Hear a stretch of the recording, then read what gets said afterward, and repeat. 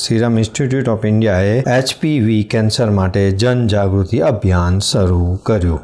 Serum institute of ઇન્ડિયાના નેતૃત્વ હેઠળ જાહેર આરોગ્યની રાષ્ટ્રવ્યાપી પહેલના ભાગરૂપે અમદાવાદમાં કોન્કર HPV અને કેન્સર કોન્ક્લેવ 2025 શરૂ કરવામાં આવ્યું છે. ભારત હજી પણ HPV સંબંધિત રોગો, ખાસ કરીને સર્વાઇકલ કેન્સરની નોંધપાત્ર સમસ્યાનો સામનો કરી રહ્યો છે. દેશની સ્ત્રીઓમાં જોવા મળતું બીજા ક્રમનું સૌથી સામાન્ય કેન્સર HPV અને કેન્સર વિશેના ICO અને ઇન્ફોર્મેશન સેન્ટર અનુસાર ભારતમાં વાર્ષિક 1.23 લાખથી વધુ સર્વાઇકલ કેન્સરના નવા કેસો અને તેની સાથે સંબંધિત 77,000થી વધુ મૃત્યુના કેસો નોંધાય છે. દરરોજ જો એક વિમાન 200 જણા બેઠા હોય તૂટી પડે તો કેટલું તોફાન થઈ જાય, આપણા મનમાં દુઃખ થઈ જાય, દેશમાં સમાચારો ફેલાતા થઈ જાય. આટલી જ સંખ્યામાં ભારત દેશમાં દરરોજ સ્ત્રીઓના મૃત્યુ થાય છે. દર 7 મિનિટે એક મહિલા પોતાનો જીવ ગુમાવે છે સર્વાઇકલ કેન્સરના કારણે. આવું કેમ? કારણ કે મોટાભાગના કેસ સ્ટેજ આગળ વધી જાય ત્યારે ડૉક્ટર સુધી પહોંચે છે. જાગૃતિની બહુ જ જરૂર છે કે લોકો પોતાનો ટેસ્ટ કરાવે. દરેક જાતીય રીતે એક્ટિવ મહિલાએ પોતાનો પેપ્સમીયર ટેસ્ટ કરાવવો જોઈએ. જો આપણે HPV એટલે કે હ્યુમન પેપિલોમા વાયરસ વેક્સિન દીકરીઓને આપવા માંડીશું તો આવનારા વર્ષોમાં દર વર્ષે લાખો સ્ત્રીઓ આ કેન્સરથી બચી શકશે, એમની જાન બચાવી શકાશે. આવી ઘણી બધી વધારે જાણકારી સમાજ સુધી પહોંચે એટલે આવા કાર્યક્રમોનું આયોજન કરવામાં આવતું હોય છે.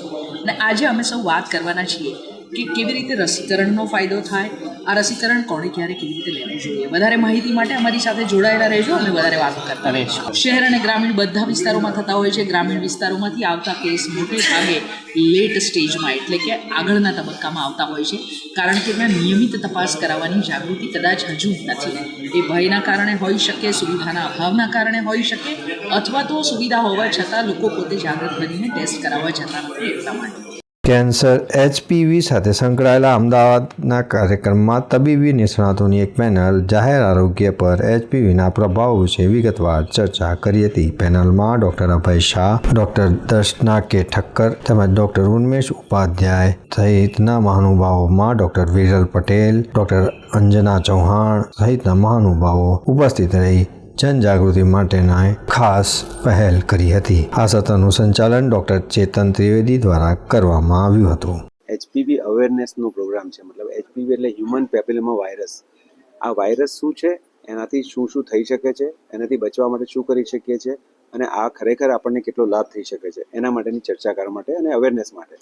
હવે HPV એટલે હ્યુમન પેપિલોમા વાયરસ. આ વાયરસ એવો છે કે જે ઘણા બધા કેન્સર માટે કારણભૂત છે, જેવા કે સ્ત્રીઓમાં ગર્ભાશયના મુખનું કેન્સર, ગુદાનું કેન્સર અને ઘણા બધા ગળાના કેન્સર, ગળાના નેકના કેન્સર આ બધા થઈ શકે છે. એમાં મુખ્યત્વે ગર્ભાશયના મુખનું કેન્સર એ સર્વાઇકલ કેન્સર માટે આ બહુ જ વધારે અગત્યનું છે. આ ઉપરાંત વજાઇનલ અને વલ્વર કેન્સર પણ આનાથી થતા હોય છે. હવે આ જે પર્ટિક્યુલર વાયરસ છે એ વાયરસ કેવો છે કે એવું માત્ર ફિમેલને થાય એવું જરૂરી નથી. એ મેલ અને ફિમેલ બંનેને થઈ શકે છે. એટલે એકવાર ઇન્ફેક્શન લાગે છે, ધારો કે મેલને લાગે કે ફિમેલને, એ એકબીજાને સેક્સ્યુઅલી ટ્રાન્સમિશન થતું હોય છે. એટલે સેક્સ્યુઅલી ટ્રાન્સમિશન ડિઝીઝ કહેવાય એને. એટલે એકબીજાના સ્કિન અથવા અંગો જો જ્યારે કોન્ટેક્ટમાં આવે તેને કારણે આ વાયરસ એકબીજા જોડે સ્પ્રેડ થતો હોય છે. આ વાયરસ થાય એટલે જરૂરી નથી કે એનાથી કેન્સર થઈ જ જાય, પરંતુ જો આ વાયરસ થયા પછી લગભગ એકાદ વર્ષમાં આ વાયરસની સામે આપણું બોડી એને પ્રોટેક્શન આપી દેતું હોય છે. પરંતુ 5 થી 10% કેસમાં જો આ વાયરસ શરીરમાં 6 મહિનાથી વધારે રહે તો એ કોઈ પણ જાતનું કેન્સર કરી શકે છે. એટલે આ વાત થઈ HPV એટલે હ્યુમન પેપિલોમા વાયરસની અને એનાથી થતા કેન્સર માટેની. હવે આનું પ્રોટેક્શન પ્રિવેન્શન શું? તો હ્યુમન પેપિલોમા વાયરસની સામે પ્રોટેક્શન માટે એક બહુ જ સરસ રસી જે અવેલેબલ છે એટલું જ નહીં, બહુ ઇફેક્ટિવ છે, સેફ છે અને પર્ટિક્યુલરલી આપણી ઇન્ડિયન મેક છે. અને આપણે મોદી સાહેબ કીધું છે કે be an Indian and buy an Indian, તો એ પ્રમાણે સિદ્ધાંતે જોઈએ તો એક ખૂબ જ કોસ્ટ ઇફેક્ટિવ એવી રસી છે, સેફ છે અને માત્ર એના ઉંમર પ્રમાણે 9 વર્ષથી પછીના મેલ કે ફિમેલને 26 વર્ષ સુધીમાં 2 કે 3 ડોઝ 0 અને 6 મહિને અથવા 3 ડોઝ 0, 2 અને 6 એવી રીતે આપવાના હોય છે. આ વેક્સિન જો સમયસર લઈ લેવામાં આવે તો HPV ઇન્ફેક્શન સામે પર્ટિક્યુલર પ્રોટેક્શન મળે છે. અને આ જે વેક્સિન છે એ HPVના ઘણા બધા ટાઈપ્સમાંથી મેઇન જે 16, 18, 6 અને 11 આ ટાઈપ સામે પ્રોટેક્શન આપે છે. એટલે જો વેક્સિન સમયસર લઈ શકીએ તો આપણે આ પર્ટિક્યુલર ઇન્ફેક્શનથી બચી શકીએ છીએ અને ઇન ટર્ન આપણે બીજું કેન્સર થતું રોકી શકીએ છીએ.